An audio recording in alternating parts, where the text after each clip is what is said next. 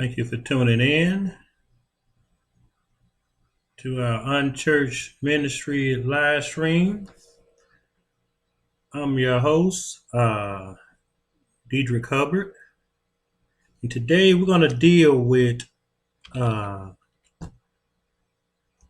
a powerful message of self-examination as it relates to leaders uh, preaching the gospel of Christ. And as I was as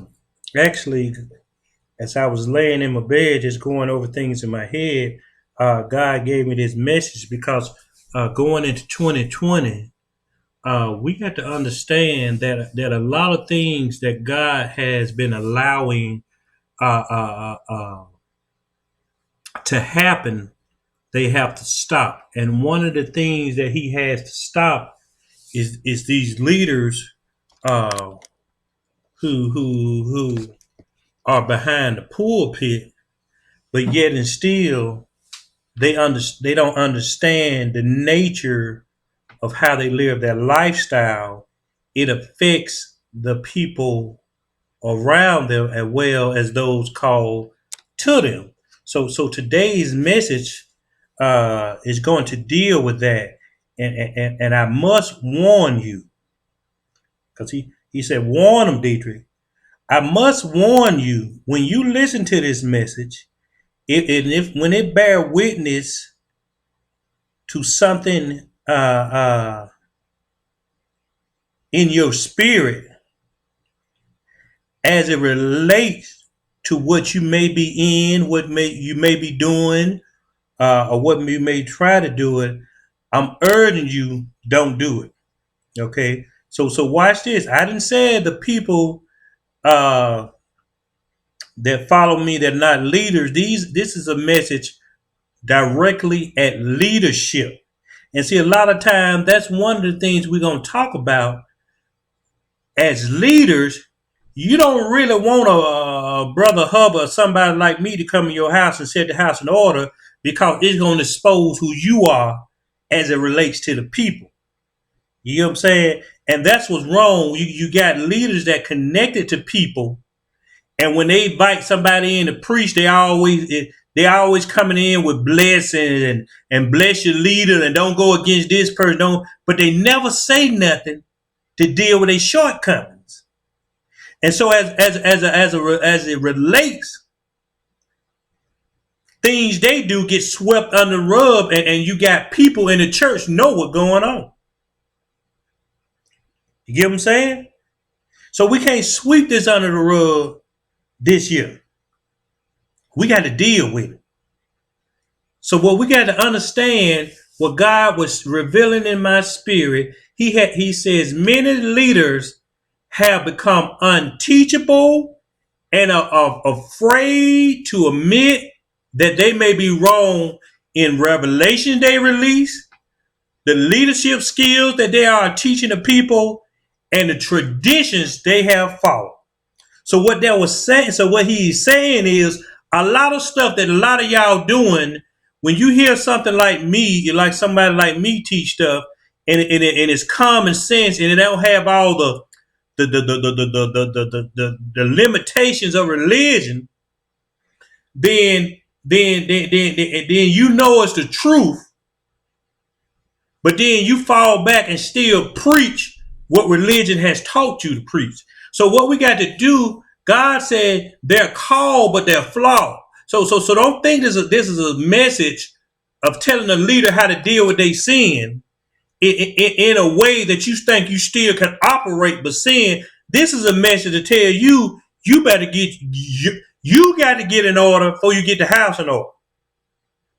See, one of the things you got to understand, when you flaw, you don't really know what the truth is. John 8 and 32, it says, and ye shall know the truth, and the truth shall make you free.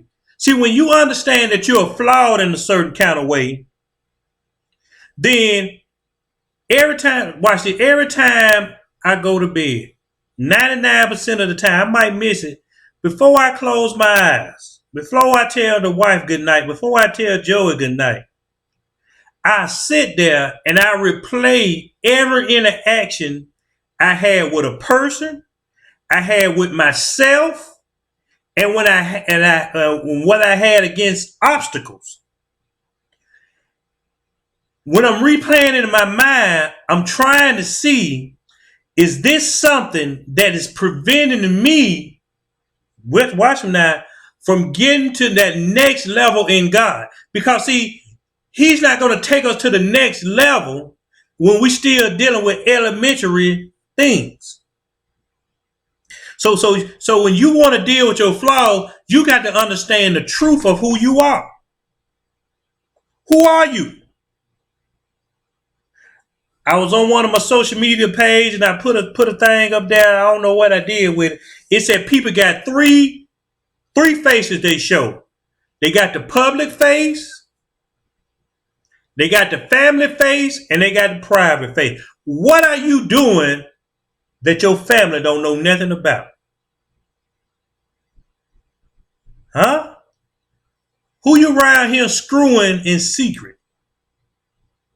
See, I think about this time. See, one thing about me, if I'm in some, the Lord said, confess your faults one to another. If I can't find nobody to tell it to who understand it, I take it to God, and I know God talks back to me, or He shows me the errors of my ways. So you got to understand that you got to see is what you releasing to people. Is it really the truth? And see, a lot of y'all releasing lies to get people caught up and in bondage to religion, and they can't be free. So the first flaw you got to understand is what you represented really true. Who are you? I think I preached a message a couple of months back.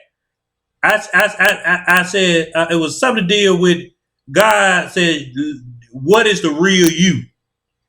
The real you is what you do in the darkness that you don't want nobody to find out, or the person that you with doing something what you don't want to find. That's the real you. See, the real you got you in bondage. I'm talking about the real you who all on social media talking about I'm rich, I got money, I got this and that, but sending Brother Hubbard's messages, can I borrow $20? I need some gas. I done been there. I used to have to borrow money. But then I had to deal with the real me. See, they just thought I had it going on. But the real me had to be dealt with. You got to deal with the you that don't nobody see. We talking about that dark is you. The one that still lie, manipulate, cuss, get drunk, smoking that weed, out there whoring on Skip the Gang, selling pussy. Yeah, I said it. All right, forgive me. Out there selling cooch. Do you know how many women leading worship on praise dance teams and singing solos and preaching the gospel, and they just plain freaks out here selling their body?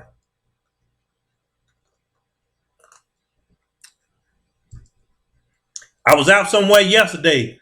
Good example. Because the wife and son gone to Atlanta for the weekend, and I was out somewhere and I was eating, and I was just sitting there in the IHOP minding my own business. But I noticed somebody, and God said, "Go over there and tell that woman da da da da da da." And I went and told her some things about herself. Well, how you know about me? I said, I hear God. Lady, she about 60 something. Oh, y'all want to know what we talked about? I said, God want to use you But you 60 years old and you still out here trying to freak. That's the word I actually use. That's why I'm on this. And she looked up at me and her mouth dropped. I said, yeah, you like them young men. You think nobody don't want you. And you think because you up in age that you got to do this. I said, God can't use you because you filthy. I'm going to leave that alone because some more stuff said. Then I go get gas. I'm going in the store. I'm taking y'all somewhere. I'm going in the gas station and they talking about this girl dating this guy and he got children and the girl don't want nothing to do with the children. So I'm walking around in the store listening, but I'm buying my stuff. So when I get up there to pay for my gas and the stuff, she said, sir, can we ask you a question? The girl said, no, we don't want to ask him. He got to. I said, I got time.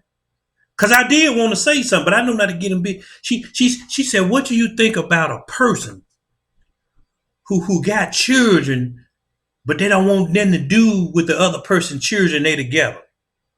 I said, well, it depends on you're going to do it spiritually or naturally.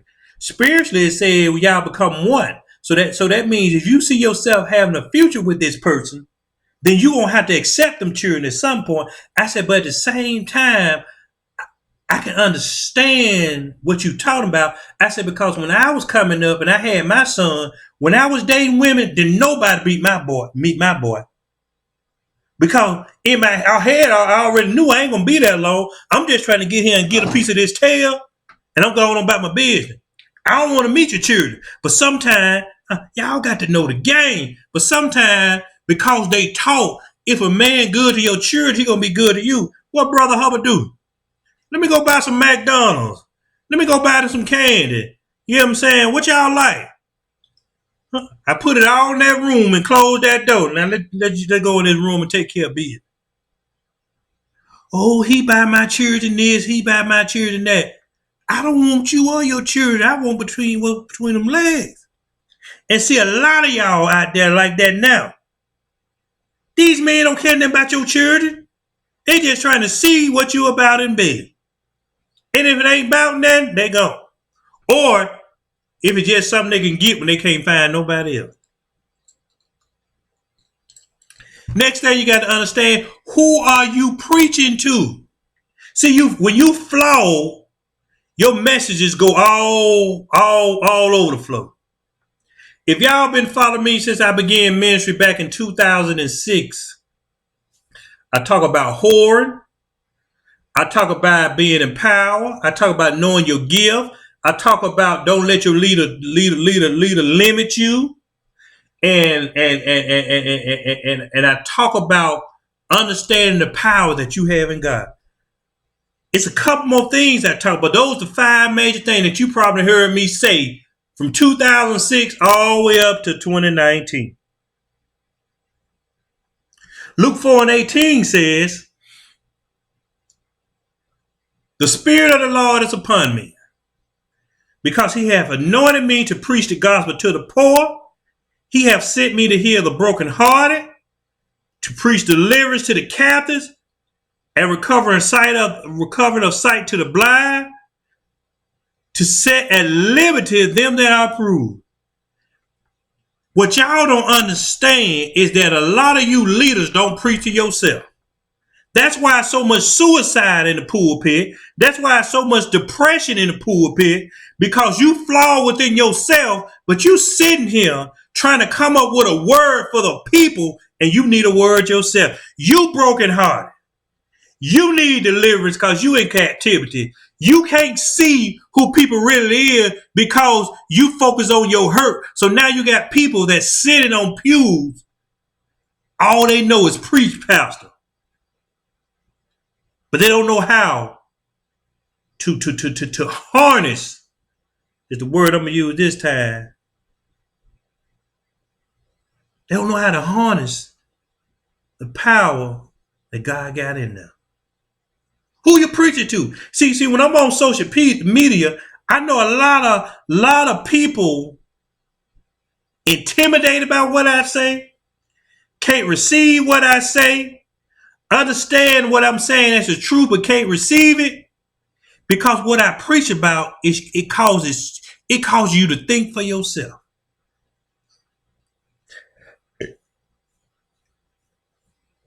It causes you, it causes you to look, it causes you to look within yourself and understand it's more in you than what's being taught to you. So as a leader, when you flow, your revelations all over. One day you're preaching about prosperity. One day you're preaching about marriage. One day you're preaching about giving. You're not consistent in your message. It's because your spirit is not in tune with the Spirit of God. And that's because a lot of you in sin and don't even get convicted. Romans 6:20 says, for when you were servants of sin, you were free from righteousness. Watch this. When you in sin, understand sin does not operate on a conscious basis. Let me explain it to you. When I was out there in sin, I did it because I wanted to do it. I didn't know if it was right or if it was wrong. You get what I'm saying? I didn't know sleeping with that man's wife was wrong. I know she offered me the cooch and I was going to get it. I didn't know having 2 and 3 different women was necessarily wrong. I just thought it was being a player, and as long as I didn't get caught, it was all right. Because I didn't have no conscience. But when the Spirit of the Lord came upon me, I started thinking about what I do. That's the difference between the old you and the new you. The old you used to lay down with a man and gap your legs open and didn't care about it. As long as when he came up, he put that money on the table. You didn't care what she looked like. Listen here. You didn't care what you didn't care what she looked like, how nasty her house was. Did she have, all you knew is fine. All you knew was she was fine and you wanted something, so you be in that hole in your nose, hitting that thing. Because you had no conscience. See, when you was a servant, understand what I'm saying. When you were serving the sin, you were free from righteousness, which means you didn't know what you was doing was wrong. But now if you're a leader, you should know what you're doing is wrong. Can I tell the truth? A lot of my sin came after I got caught. Because before I was called, I wasn't used to different women coming to me and saying you cute and all that kind of crap. I'm just saying, who, me? But when that anointing came on my life, boy, them women came out the woodwork. I'm trying to learn God, but now the devil trying to throw all this cooch at me. But as I was learning God, he was teaching me something while he was trying to draw me out of sin. He was teaching me that now when I draw you out of sin, you can't judge people for what they in. So now that I got an understanding of people, I don't judge what they're doing. You know how many secrets I got of men cheating on their wives and wives cheating on their husband and girlfriends and women telling me they doing this for money. I don't say nothing. I just listen to what the Holy Spirit got to say, which leads me to point number 2 about this call for Flawed. As a leader of the gospel, we cannot walk in a judgmental capacity. That means when you come tell Brother Hubbard, now, I'm going to be honest with y'all. When you come tell Brother Hubbard what you doing and some of the things I hear, now inside of me, I'll be like, God, dog, sister so-so doing that, brother so-so doing that. And I'm like, God, I want to thought.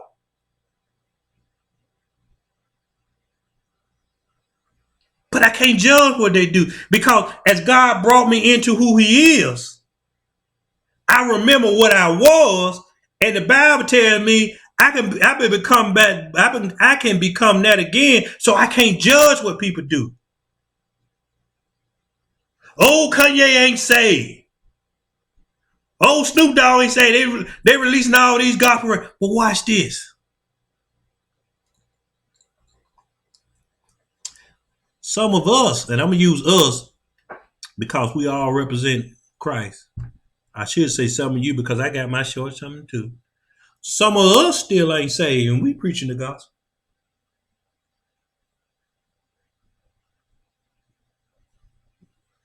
Some of us ain't saved, but we preaching the gospel. Some of us still hoeing, and we preaching the gospel. Some of us still dipping it in their cough serve and let it burn slow. Some of y'all still, now give me $50. Oh, my light blowed. No wonder it looked kind of dark. Got my light on. So how can we judge the world talking about God when the church do the same thing?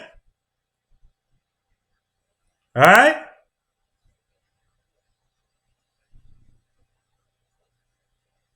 So first thing you got to do in order to be a believer, a leader to people who believe, you got to understand a person's shortcomings. 1 Corinthians 9:19 says, for though I be free from all men, yet have I made myself servant to all, that I might gain the more. What did Paul mean by that?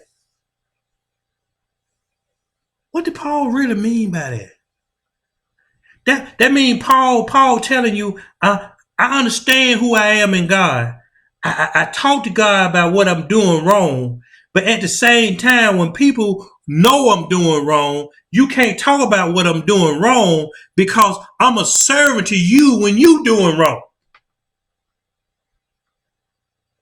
That's why Brother Hubbard can cut grass over there on Key Street and Holden Avenue and be cutting his grass and a prostitute walk past with the little short skirt on and titties out. Hey, you want a date? I said, no, I don't want a date. I said, but I tell you what, but they don't be. I said, you want to blow this grass for me? I'll pay you. I don't know how to program. I said, just put the backpack blow on with the little short mini skirt, titties out, and some of my customers looking at me. And I look at them. I said, I'm trying to help them get from where they at. Little drug addict dude, wino walking past. Hey, can I get $1? I said, I ain't got nothing to do. I said, but I tell you what, if you come rake this grass or pick this up for me, I'll pay you. Because see, I used to be the man buying the prostitutes too now. I used to be the man feeding other people, feeding their habits to get a piece of tail. I used to buy the alcohol. I used to buy the cocaine.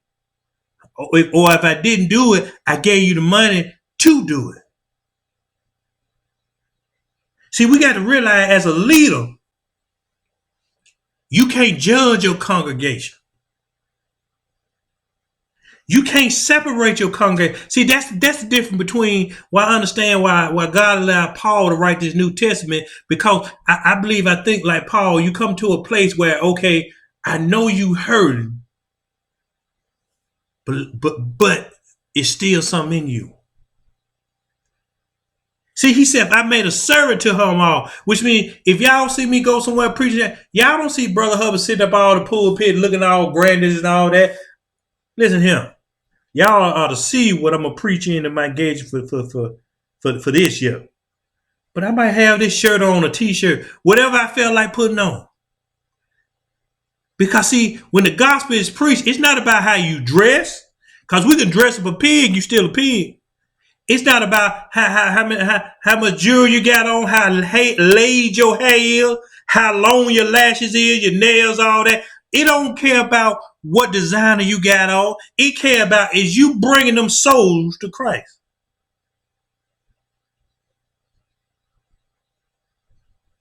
So if you can't understand a person's shortcoming, how can you understand Christ's love for people? See, I hate people that say, I'm going to cut them off. How many times Christ should have cut you off? Have Christ ever, he warned you, but have he ever came to you and said, I'm gonna cut you off? See, we got this gospel messed up because we think because we come to God, we better than people in the world. So if they ain't got that positive to say, or if they ain't going where we going, we got to lead them where it's at. I'm glad God to lead me where I'm at, where I was at. I went to one ministry to help somebody, and I remember the leaders. He probably still teaching. He was teaching one Sunday. He said you don't have to respect the person, but you got to respect the position. I said, huh? How can you respect a person's position if you don't respect the person? They don't respect Donald Trump, so they don't respect Donald Trump as president. So I'm looking at this man say this to these people, and they eating it up. But what God showed me, because you hurt and want to be accepted, and you still in your mess, you trying to get out a revelation for the people to follow, just in case you get caught in your mess. That leads us to the third point. Not third point. That leads us to the next thing we got to talk about. As a leader, don't use your position for influence. I was a couple of weeks ago. I was intrigued, like everybody else, about this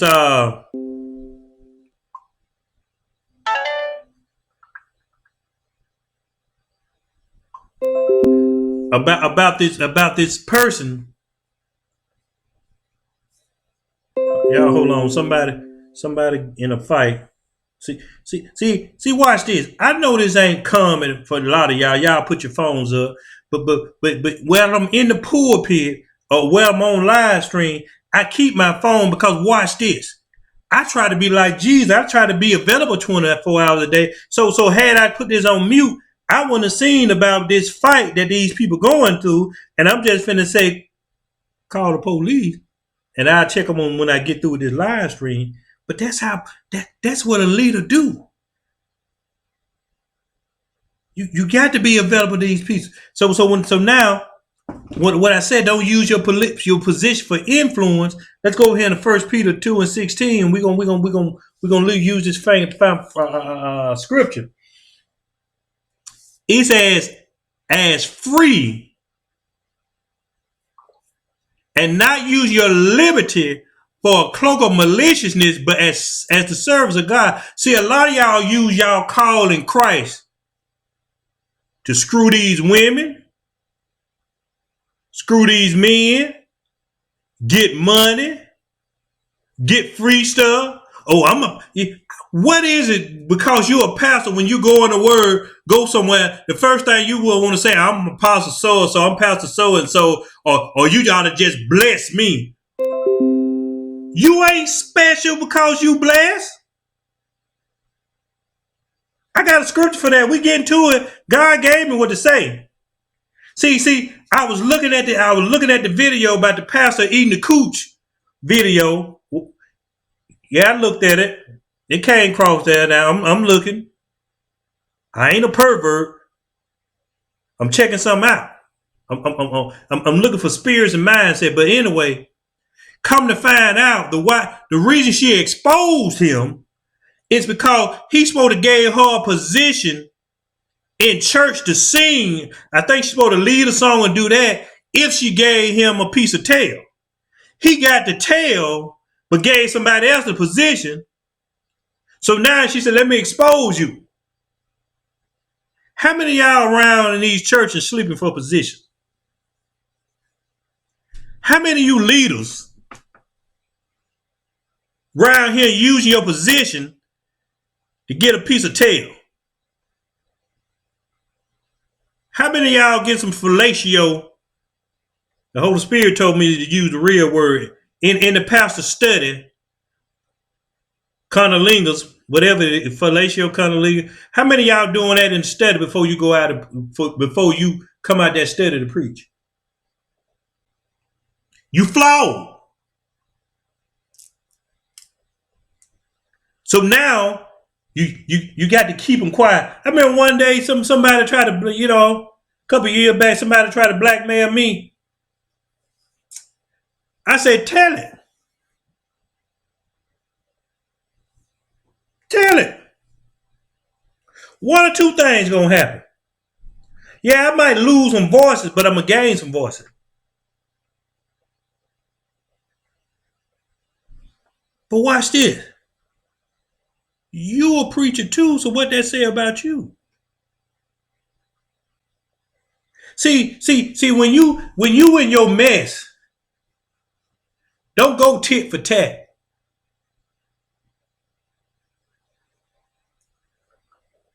Well, I'm gonna expose you. Okay, I'm gonna expose you.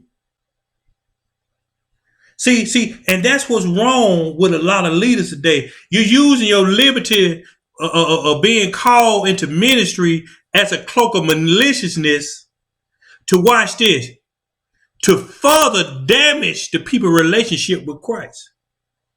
Ain't nothing no more heartbreaking than you the other woman sitting on the second pew in the first position, hearing this man talk about God and holiness, and you know he just bent you over over the desk in the study, but now he out here preaching. That's heartbreaking, huh? But watch this. So watch this. You people who ain't in ministry yet, you people who in the world that may look at the title and say, let me see what Brother Hubbard talking about, and you get to this position. Watch this. Ephesians 6:8 says, knowing that whatsoever good thing any man doeth, the same shall he receive of the Lord, whether he be bond or free. Paul telling them Ephesians, he said, watch this. He's saying whether you in the world or whether you in the church, if you do something good, you're going to get the same reward as a person who in the church. See, y'all right here worried about, watch it, y'all worried about and mad because a sinner getting blessed, but you don't know how much good the sinner doing.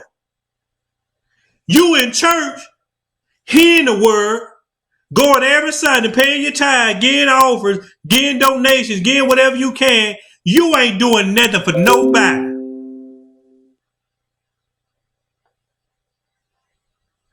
You ain't doing nothing for nobody. So you why they got that? See, they sleep with 3 and 4 men at a time, and this and that. And watch this. I can't think of the name. Right? All right. What the little whore that saved the men. I can't think of her name. She was a whore, because y'all know how my memory is. She was a whore and saved the men of God from the people. I can't think of her name. She let them out the window or something. I forgot. But what I'm saying, how you a leader ain't gonna judge the rewards of a sinner, and you supposed to be a saint? That what Ephesians 6:8 said. He said, knowing that whatsoever good thing any man doeth. He said, any man. All right, I'm finna mess y'all up. That mean the gay, the lesbian, the alcoholic, the crackhead. You get what I'm saying? If they do good, God still reward them from doing good. Whether he be bond or free, whether you in the world or in church, as long as you doing good toward people, God will reward you.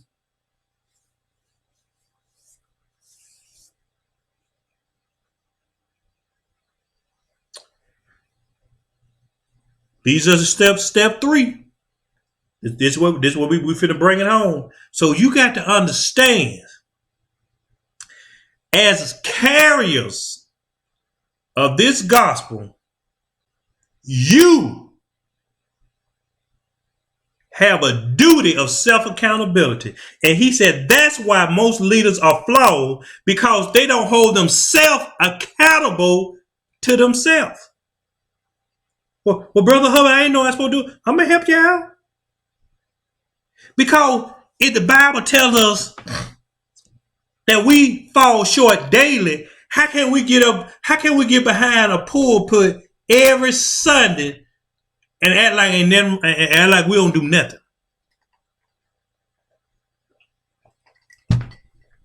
Act like we don't sin, act like we ain't did that. We just up there. Well, God said this, and I'm holy, and you about as rotten as the new member who's still selling tail. Hebrews 12:1. We're gonna go over there. Y'all go into it. First thing you got to do when you understand as a leader, you have to be held accountable to yourself before you become accountable to the people. The first thing you got to do is identify your struggles. Why? Because Hebrews 12:1 says, wherefore seeing we also are compassed about with so great a cloud of witnesses, let us lay aside every weight and the sin which does so easily beset us, and let us run with patience the race that is set before us. Here you go. Here go your homework. If you ain't never did this and you a leader preaching the gospel, are you starting your ministry, are you finna come into ministry, the first thing I want you to do is identify your struggle. What you want to identify? Let us lay aside every weight. That means any bondage in your life, you wanna write it down somewhere. You worried about money? That's a weight. You worried about being married? That's a weight. Huh? You worried about would somebody find out you prostitute? That's a weight. You still drinking? That's a weight. Huh? You worried about you still dealing with a self-esteem problem? That's a weight. You still got to throw on all that false hair and false makeup for people to accept you? That's a weight. You got to have name brand clothes all the time? That's a weight. You got to drive the finest car? That's a weight. You got to sit up there and live check to check? That's a weight. Then it says, and the sin which does so easily besets us. All right. You got to have a drink at the church? That's a sin. Well, it ain't no sin unless you're getting drunk. All right. You still selling tail? That's a sin. You still cussing? That ain't no sin, but that's a sin. And what I mean by ain't no sin, but it's a sin that the Bible teaches us how we should speak. I ain't got the scripture, man. I know it's in there. Y'all Bible scholars, y'all go with it, but everybody know, if you follow me, you know I got short-term ministry, memory loss. So I know it's in there, but I don't know the scripture. All right. So what sin, watch this now, what sin you still doing in the dark that you don't want to come to light? You need to watch this. You need to start setting that aside. Because I guarantee you, this 2020, God gonna expose it. That's why he said, teach them. They called, but they flawed. Huh? Identify your struggle. Next thing, analyze your struggle. You got to analyze this stuff. Why do I do this stuff? What made me do it? You get what I'm saying? Why you do that stuff?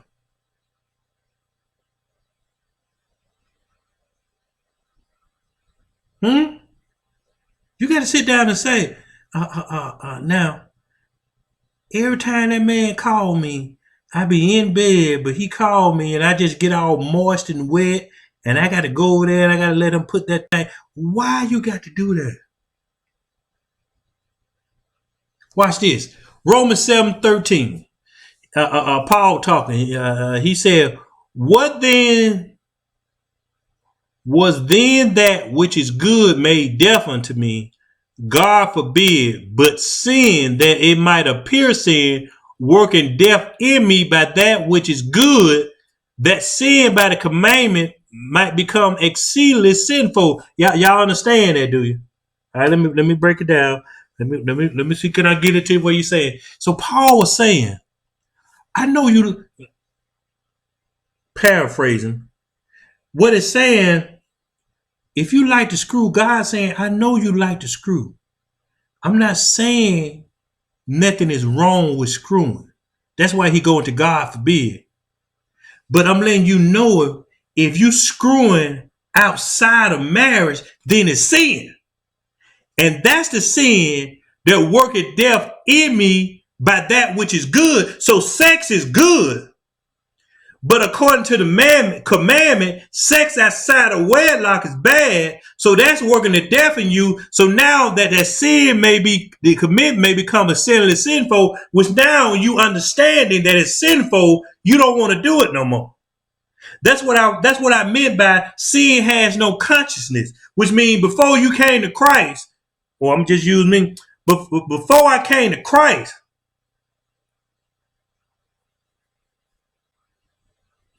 I didn't know what I was doing was wrong. Man, I used to hear them, man, ooh, you ought to try a threesome, boy. A threesome be on. I had a threesome one time. I'm going to show you the wisdom of God. I didn't like it at all. I didn't like it. So I knocked both of them out. We did our thing. I was so embarrassed. I was so ashamed. I didn't know what to do. And then they left out my, because they stayed right across the street from me where I stayed at. They left out the apartment, right? And then about 30 minutes later, somebody knocking on my door. It was one of the, because both of them was gay. It was one of the girls. So she came over. She said, I want you all to myself. So shoot, I went in there and hit her, knocked her off again. She left. Then the other one came. Same thing. And then I'm sitting there. He said, I heard, listen to him. You can listen to him. I was trying to hear God, so I was hearing God at a certain time. He said, you do know that you just encounter a homosexual spirit? He said 2 girls is homosexuality, but he didn't use it. He said that's an abomination. He said, so you participated in abomination, but in y'all words, I'm gonna say homosexual. He said a woman laying with a woman, you in the middle. He said you entertained it. My mouth dropped. Verse 14 goes on and said, for we know that the law is spiritual, but I am carnal, sold under sin. So Paul was saying, he said, you have to come to awareness that when God tell you something is wrong, because if you don't know you don't know what's wrong, when he said carnal, sold under sin, he said, I'm just doing what I have seen other people do, or heard what they do. So that what it means to be carnal, sold under sin. That means you in the world, you just doing what the world do. Then he goes on. I like this one here. For that which I do, I allow not. For what I would, that do I not. But what I hate, that do I. If then I do that which I would not, I consent unto the law that it is good. Verse 17 said, now then it is no more I that do it, but the sin that dwelleth in me. Ooh. Man, that's like a tongue twister, ain't it? Watch this. For that which I do, I allow not. He's saying what I have in my spirit to do, I really want to preach this gospel how I want to preach it, but because, watch this, I'm flawed and some of the things I want to preach about, I'm actually in, I can't preach it. For what I would, that do I not, but what I hate, that do I. So I can't preach the whole truth of the gospel, because if I preach the whole truth of the gospel, then I submit myself to sin. And what I do, I prevent the people from coming out of bondage. How you going to have a gay church? How you going to be a gay preacher and don't preach about homosexuality? You holding the people in bondage.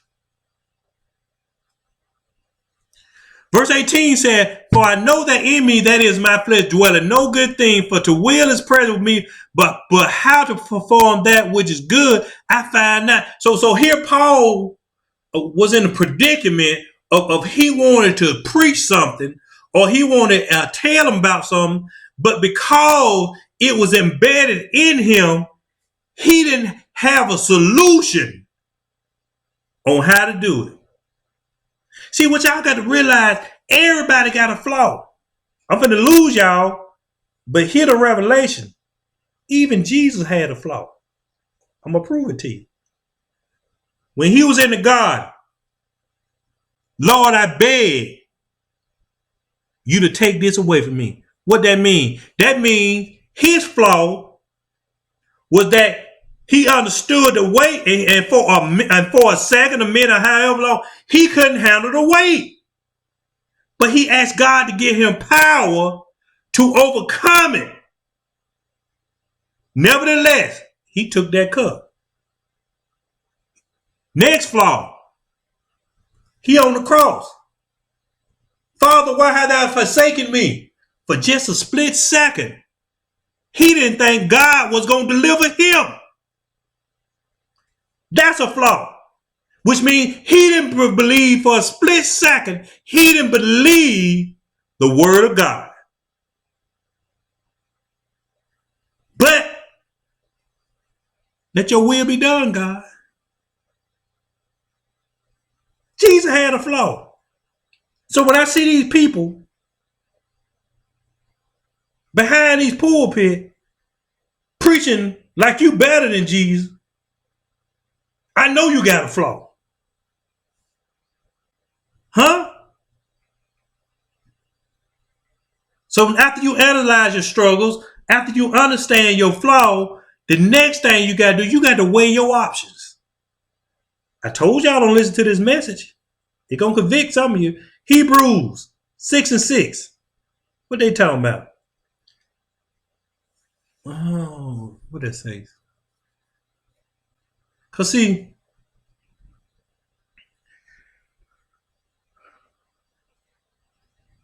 we got to stop getting behind these pulpits as leaders and think we don't fall.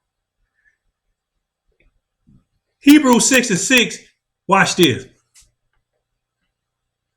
If they shall fall away, to renew them again unto repentance, seeing they crucified to themselves the Son of God afresh and put him to open shame. See, we're going to come to this place in 2020 where a lot of people going to lose their ministry. Because God done told you, and he done sent this message, called but flawed. And what happens when you put yourself in a position, hear me and hear me good, to preach this gospel, you got to walk a tightrope. I know we're gonna stumble, but you just like Jesus, for that split second you stumble, you got to shake it off and say, okay, God, I got to do this. Because this time you making God look like a fool. You crucifying Jesus. So if you feel anything for Christ and you seen them nails go in his hand, this season, when you fall, that's what he gonna feel.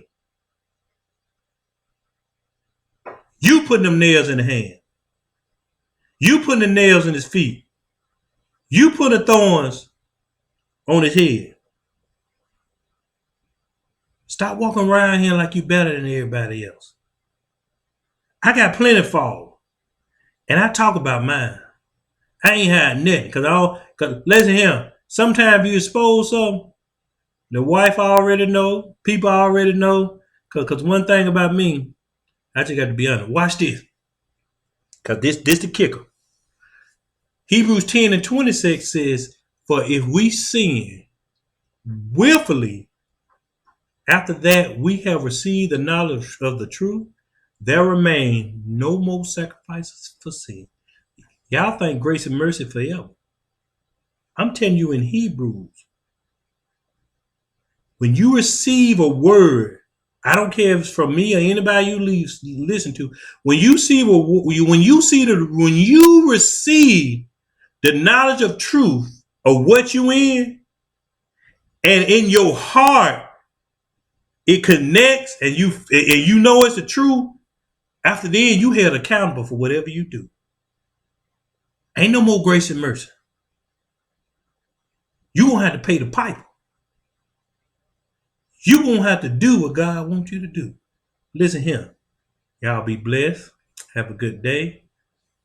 I gotta get out of here.